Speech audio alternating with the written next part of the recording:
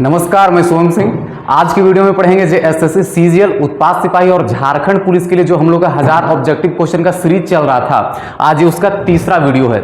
आज क्वेश्चन बहुत ही ज़्यादा इजी है, तो चलिए ट्राई करते हैं। सबको बताना आंसर, ठीक है। तो पहला क्वेश्चन है कि कामाख्या मंदिर कहाँ स्थित है? बताओ कहाँ स्थित है? तो यह जो मंदिर है वह हमारे असम में स्थित है। कहाँ स्थित है? असम में स्थित है। अब बताओ, अब इनमें से कौन सा जगह असम में स्थित है? तो इसका सही आंसर होगा गुवाहाटी। कौन? गुवाहाटी। ये जो मंदिर है ना, ये क्यों फेमस है? यहाँ पे एक मेला भी लगता है, ठीक है। यहाँ एक मेला लगता है। इस मेले का नाम क्या है? साल में एक बार लगता है। इसका नाम है अंबुबाची। क्या नाम है? अंबुबाची। इस मेले का नाम है, जो साल में एक बार लगता है। क्यों लगता है? तो ये जो यहाँ की जो देवी है, उनके मासिक धर्म के अवसर पर मतलब एक बार उत्सव मनाया जाता है और कुछ नहीं, बस वही, ठीक है। सही आंसर इसका ऑप्शन नंबर 2 होगा। अगला क्वेश्चन, खेलों में उत्कृष्टता के लिए कौन सा पुरस्कार दिया जाता है? अर्जुन पुरस्कार। कौन सा? अर्जुन पुरस्कार इसका सही आंसर होगा। तो कितने लोगों को पता है कि द्रोणाचार्य क्यों दिया जाता है? द्रोणाचार्य किनको दिया जाता है? जो कोच होते हैं ना, उनको दिया जाता है, ठीक है। अगला क्वेश्चन, निम्नलिखित में से कौन सा मृच्छकटिक नाटक के लेखक है? कौन है? तो इसका सही आंसर होगा शूद्रक। क्या होगा? शूद्रक, ठीक। कुछ कुछ हार्ड भी है, सभी जी नहीं रहेगा। अगला, नेल्सन मंडेला किसके राष्ट्रपति थे? कौन से देश के राष्ट्रपति थे? कहाँ के? तो इसका सही आंसर होगा दक्षिण अफ्रीका। बहुत बढ़िया। क्या होगा?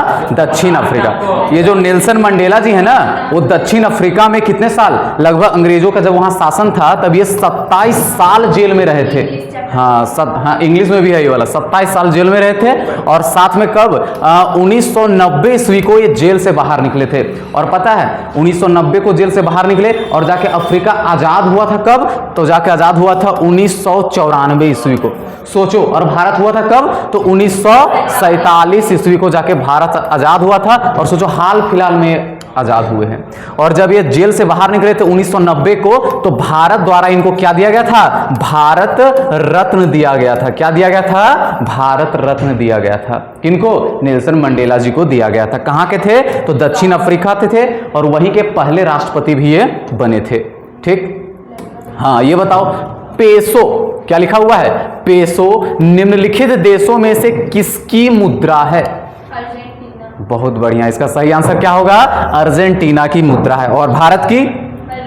भारत की रुपया। और श्रीलंका की? रुपया। पाकिस्तान की? रुपया। और अफगानिस्तान की? है ना? अफगानी, ठीक है। और हमारे बगल में पड़ता है बांग्लादेश, उसका टका। बहुत बढ़िया। और चीन का? युआन। क्या?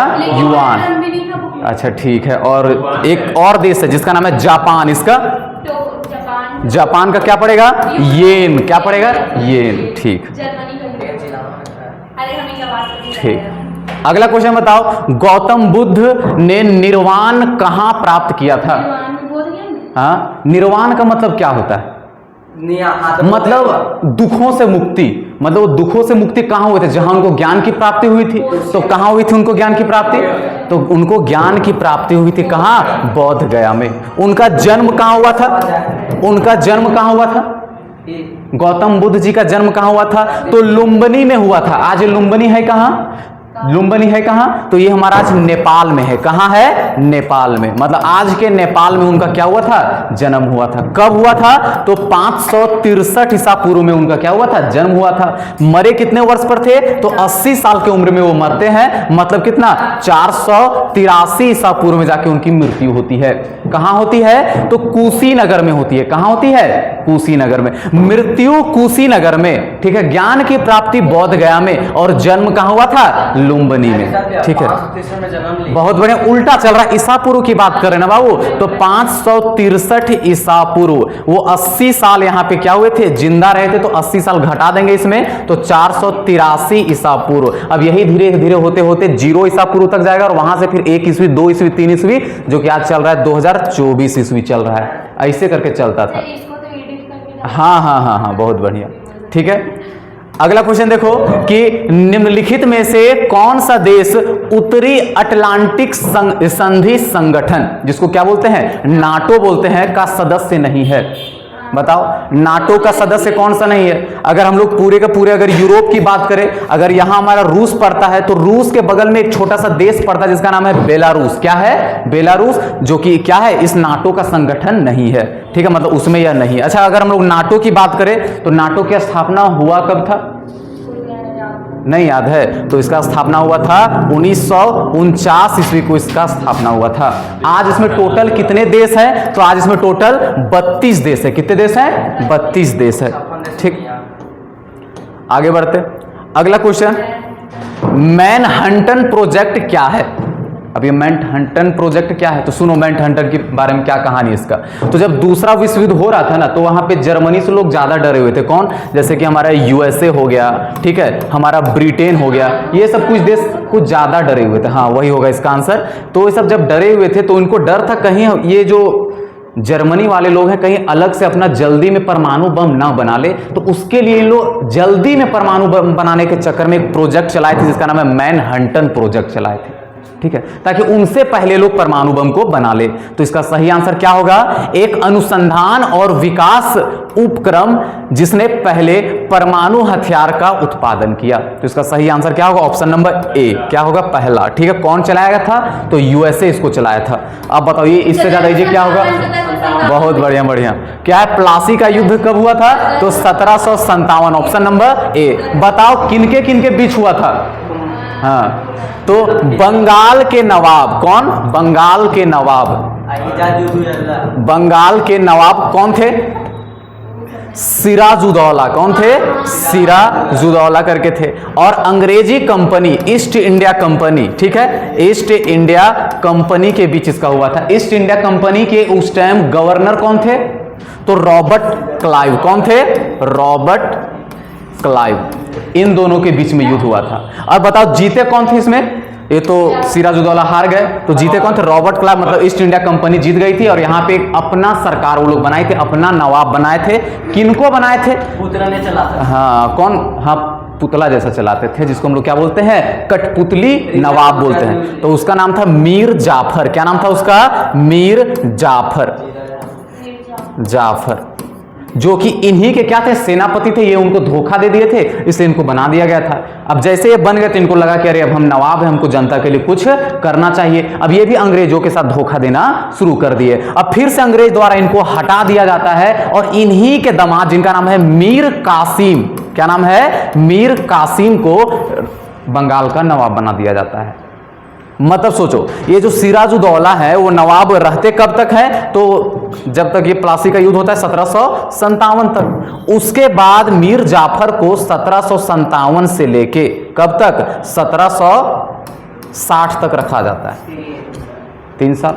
फिर इनको हटा दिया जाता है। फिर इनके दामाद को क्या किया जाता है? मीर कासिम को बनाया जाता है। फिर इनको भी हटा दिया जाता है। क्यों? क्योंकि ये भी थोड़ा सा देशभक्ति दिखाना शुरू कर दिए थे। अरे अब हम भी नवाब बन गए, अब हमको भी कुछ करना चाहिए। तो अंग्रेजों के विरुद्ध ज्यादा लड़ाई करना शुरू कर दिए थे, मतलब अपना कुछ काम करना शुरू कर दिए थे। अब इनको हटा दिया गया और फिर से इन्हीं को बना दिया जाता है। मतलब ये 1760 से लेके 1763 तक ये रहते हैं और फिर से इनको बना दिया जाता है 63 से लेके 65 तक ये रहते हैं। पूरा उलझुल कर दिए ना। ठीक, तो इसका आंसर क्या होगा? हाँ, ठीक। ये बताओ, ये तो होना चाहिए। वर्नाकुलर प्रेस एक्ट अधिनियम कब पारित हुआ? कब हुआ? तो इसका सही आंसर होगा 1878 ईस्वी को। इसको लिया कहां से गया था? तो इसको आयरलैंड से लिया गया था। कहां से? आयरलैंड से लिया गया था। आखिर इसको ये है क्या? तो जब हमारे यहाँ ईस्ट इंडिया कंपनी का शासन था, जब ब्रिटिश सरकार का यहाँ पे शासन था, तब उस टाइम वो लोग हमारे जो प्रेस है ना, प्रेस समझ रहे हो ना, जो रिपोर्टर ऊपर, उन लोग को कंट्रोल करने के लिए, ताकि उन लोग ज्यादा कुछ अचपच नहीं छाप दे, कंट्रोल करने के लिए इस एक्ट को लाए थे जिसका नाम है वर्नाकुलर प्रेस एक्ट लाए थे। कहां से? तो आयरलैंड से उठा के इसको लाए थे। ठीक है, बस यही था, ताकि वो लोग कंट्रोल में रहे, ज्यादा कुछ छापे नहीं हम लोग के विरुद्ध में। ठीक, अगला क्वेश्चन, निम्नलिखित में से कौन सा कॉफी का सबसे बड़ा उत्पादन राज्य है? बताओ। केरल।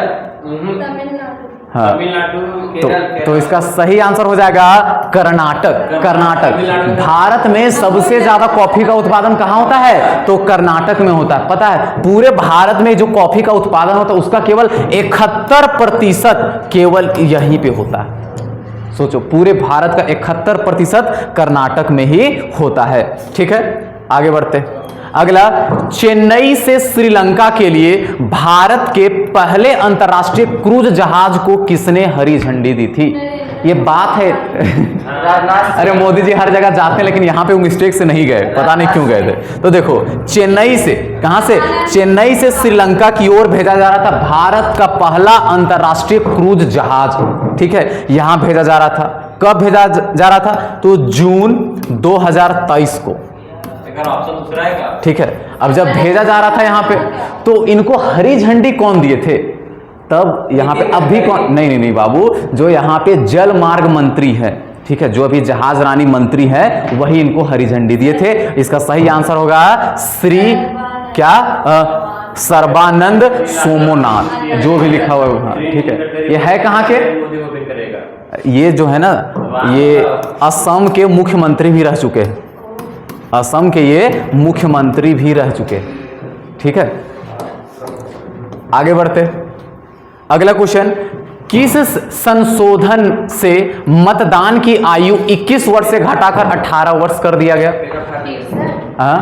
बताओ, मतलब वोट देने का अधिकार का जो उम्र है वो कितना है अभी? तो अभी है 18, पहले कितना था? 21। तो इसको घटा के 18 कौन से संविधान संशोधन के तहत कर दिया गया? कब किया गया था? तो इसको किया गया था 1980 ईस्वी को। कौन से संविधान संशोधन के तहत? तो 61वें संविधान संशोधन के तहत। सोचो, हम लोग का शादी करने का उम्र कितना है? 18। अब उसको बढ़ा के 21 कर दिया। दोनों का, लड़का और लड़की दोनों का अब जो हो गया है वो शादी करने का उम्र जो है वो 21 कर दिया। सोचो, और वोट देने का अधिकार हमारा कितना है? 18 है। मतलब हम लोग देश चलाने के लिए सरकार चुनने के काबिल हैं 18 वर्ष में। ठीक है, लेकिन घर चलाने के लिए बीवी चुनने के काबिल नहीं है। मतलब उसके लिए हम लोग को 21 वर्ष होना जरूरी है। ठीक, अगला क्वेश्चन, ज्योतिरादित्य सिंधिया ने किस स्थान पर उड़ान 5.2 का अनावरण किया? पहले बताओ, ये कौन से राज्य से है? एमपी। कौन से? एमपी से है। ये मध्य प्रदेश से है, तो इसका सही आंसर भी क्या हो जाएगा? मध्य प्रदेश से हो जाएगा। आखिर ये किए क्या है? उड़ान 5.2 ये है क्या? तो देखो, इसका फुल फॉर्म अगर बात करें हम लोग उड़ान का, तो क्या होगा? उड़े देश का आम नागरिक। क्या? उड़े देश का आम नागरिक। मतलब ये जहाज वहाज वाला छोटा मोटा मैटर संभाल रहे हैं यहाँ पे। ठीक, चलो बस अब थोड़ा सा जीएस का कुछ है, इसको खत्म कर लेते। क्या है कि वायु दाब जितना कम होगा जल का क्वाथनांक उतना ही बढ़ेगा। तो पहले बता दो क्वाथनांक का मतलब क्या होता है। यहाँ पे 2 वर्ड आता है, एक क्वाथनांक और एक होता है गलनांक। क्वाथनांक का मतलब क्या होता है? जब कोई चीज भाप बन के उड़ता है। क्या होता है? भाप। हाँ, भाप बन के उड़ता है। और गलनांक का मतलब क्या होता है? जब कोई चीज पिघलता है। ठीक है, तो बताओ बर्फ का क्वाथनांक कितना? कितना डिग्री पे वो भाप बन के उड़ता है? तो 100 डिग्री सेल्सियस पे। कितना? 100 डिग्री सेल्सियस पे। तो यहाँ क्वेश्चन है कि अगर हम लोग वायु दाब को, मतलब वायु का जो प्रेशर है, इसको अगर हम लोग कम कर देंगे तो कितना जल्दी, मतलब भाप का मतलब क्या बोलते, क्वाथनांक घटेगा कि बढ़ेगा? बिल्कुल, अगर हम लोग वायु दाब कम करेंगे तो क्वाथनांक भी घटेगा। क्वाथनांक घटेगा मतलब ये कमे पे क्या होगा? भाप बन के उड़ जाएगा। इसका सही आंसर क्या होगा? ऑप्शन नंबर 1 हो जाएगा। ठीक है, अगला क्वेश्चन, विरंजक चूर्ण क्या है? विरंजक चूर्ण, इसका मतलब जानते हो, 10th में इसको पढ़े। क्या है इसका फॉर्मूला? क्या है विरंजक चूर्ण का? विरंजक चूर्ण का फॉर्मूला है CaOCl2। ठीक है, विरंजक चूर्ण, जिसको ब्लीचिंग पाउडर भी कहते हैं। अरे इसका उपयोग किया जाता है पानी वानी साफ करने के लिए कुआं में। ठीक है, कि निर्माण के लिए कौन सा गैस की आवश्यकता पड़ती है? क्लोरीन। कोई बोल देगा क्लोरीन। आखिर विरंजक चूर्ण बनता कैसे है? मालूम है कि विरंजक चूर्ण जो है वह बनता कैसे है? तो सबसे पहले हम लोग बूझा हुआ और बिना बूझा हुआ मतलब जानते हो? बूझा हुआ चूर्ण और बिना बूझा हुआ। हाँ, जो बिना बूझा का बोलेंगे हम लोग CaO। ठीक है, और जब इसको बुझा देना है तो इसमें हम लोग पानी डाल देंगे। क्या डाल देंगे इसमें? पानी। तो ये बुझ जाएगा, तब इसका फॉर्मूला होगा CaOH का। ठीक है, ये है मेरा बिना बूझा हुआ, और ठीक है, और ये है मेरा बूझा हुआ। हाँ हाँ सॉरी सी है, ठीक है। तो क्या करना है, बिना, ये जो बूझा हुआ चूना में अगर हम लोग क्लोरीन गैस को बहा देंगे तब जाके बनता है ये विरंजक चूर्ण, ठीक। सही आंसर इसका ऑप्शन नंबर डी हो जाएगा। अगला क्वेश्चन, चिकित्सीय तापमापी में प्रयुक्त द्रव कौन सा होता है? मरकरी। मरकरी, मरकरी को पारा भी बोलते हैं। अच्छा बताओ इसका परमाणु संख्या कितना है? मरकरी का परमाणु संख्या कितना है? तो इसका परमाणु संख्या 80। कितना है? 80 है। चलो ठीक है। अगला क्वेश्चन, एक नीला लिटमस जो है वह अम्ल के संपर्क में आने पर क्या होगा? पहले हम लोग लिटमस पत्र की बात करते हैं। तो लिटमस पत्र बनता कौन से पौधे से है? तो लाइकेन। क्या? लाइकेन। लाइकेन, लाइकेन नामक पौधे से लिटमस पत्र का निर्माण किया जाता है। आखिर जो ओरिजिनल लिटमस पत्र है उसका रंग क्या है, मतलब प्राकृतिक रंग क्या है उसका? तो उसका रंग है बैंगनी। क्या है? बैंगनी। क्या है उसका रंग ओरिजिनल? बैंगनी। और जब इसको पेंट वेंट करके मतलब कर दिया जाता है, मतलब लिटमस पत्र ऐसे रहता है, एक पेपर जैसा रहता है, इधर लाल रहता है और इधर नीला रहता है। अब कोई लिक्विड में इसको डाल दिए, अगर ये पूरा का पूरा लाल हो गया, ये आधा तो पहले लाल था और ये भी लाल हो गया, मतलब वो अम्ल है। अगर कोई लिक्विड में डाले पूरा का पूरा नीला हो गया तो समझ जाओ वो क्षारक है। तो यहाँ क्वेश्चन है कि नीला लिटमस पत्र लेते हैं और उसको अम्ल में डालेंगे, तो मतलब अम्ल में डालने पे क्या हो जाता है? लाल हो जाता है। कहाँ गया? लाल हो जाता है। ऑप्शन नंबर 4 होगा इसका सही आंसर, ठीक। इसमें क्या दे दिया था मिस्टेक से? काला, इसमें मिस्टेक हो गया लिखने में, ठीक है। अगला, जर्मेनियम आमतौर पर इस्तेमाल किया जाने वाला, मतलब जर्मेनियम को आमतौर पर हम लोग इस्तेमाल किस चीज में करते हैं? नहीं, तो जर्मेनियम जो है वह हमारा ऊप धातु है। क्या है? ऊप धातु। और ऊप धातु का उपयोग किया जाता है अर्धचालक के रूप में। अच्छा बताओ टोटल उप धातु कितने हैं? तो टोटल उप धातु की संख्या कितनी है? 7। कितने? 7। कौन कौन सा? तो ब्रॉन्ज, सिलिकॉन, जर्मेनियम, एंटीमनी, फिर और भी क्या है भूल रहे उतना। हाँ लास्ट क्वेश्चन क्या है इसका?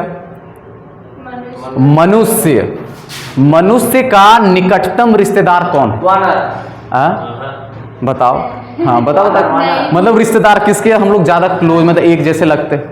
निकटतम ऑप्शन में से निकटतम। हाँ, तो इसका सही आंसर वानर होगा। क्या होगा? वानर। और पता है इसका नाम सुने हो? चिंपैंजी का।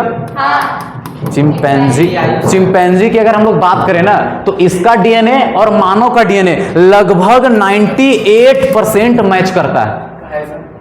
इसके भी क्लोज है हम लोग, ठीक है। तो मतलब इसी के है हम लोग। तो क्वेश्चन हो जाता है, क्या हो जाता है? खत्म। 20 क्वेश्चन थे ना टोटल। हाँ बिल्कुल। तो अगर आप लोग उत्पाद सिपाही का फॉर्म भरे हो, अगर उसमें आपका पेपर 2 क्या है? हिंदी है। क्या है? पेपर 2 आपका हिंदी है। तो उसके लिए हमारे ऐप पे जिसका नाम है आरपी करियर क्लासेस, जो कि प्ले स्टोर पे उपलब्ध है, वहां आपको इस टॉपिक का notes, live classes, recorded videos और 100+ मॉक टेस्ट दिए जाएंगे। और इसका चार्ज मात्र 199 रुपए है। लेकिन वही अगर उत्पाद सिपाही में और आपका पेपर 2 क्या है? खोरठा है। क्या है? खोरठा है। तो उसका भी यहाँ पे क्या है? कोर्स उपलब्ध है, जिसका चार्ज 299 रुपए है। और वही आप लोग झारखंड पुलिस से है तो इसका भी कोर्स उपलब्ध है, जिसमें आपको पेपर 1 और पेपर 2 का कंप्लीट सिलेबस करवाया जाएगा, ठीक है। और साथ में इसमें 20+ प्रैक्टिस सेट मुफ्त में दिए जा रहे हैं और इसका चार्ज 299 रुपए है। हाल फिलहाल में प्रैक्टिस सेट लॉन्च हुआ है, टेस्ट सीरीज लॉन्च हुआ है हमारे ऐप पे, ठीक है, जिसमें आपको JSSC CGL खोरठा का, इसका पेपर 2 जिसमें खोरठा है, ठीक है, उसका 10 फुल प्रैक्टिस सेट दिए जा रहे हैं, ठीक है। और इसका चार्ज मात्र 49 रुपए है। हाल फिलहाल में इसका एग्जाम है तो इसके ऊपर ज्यादा ध्यान देना है। अभी के लिए इतना ही, अब मिलेंगे हम लोग अगले वीडियो में।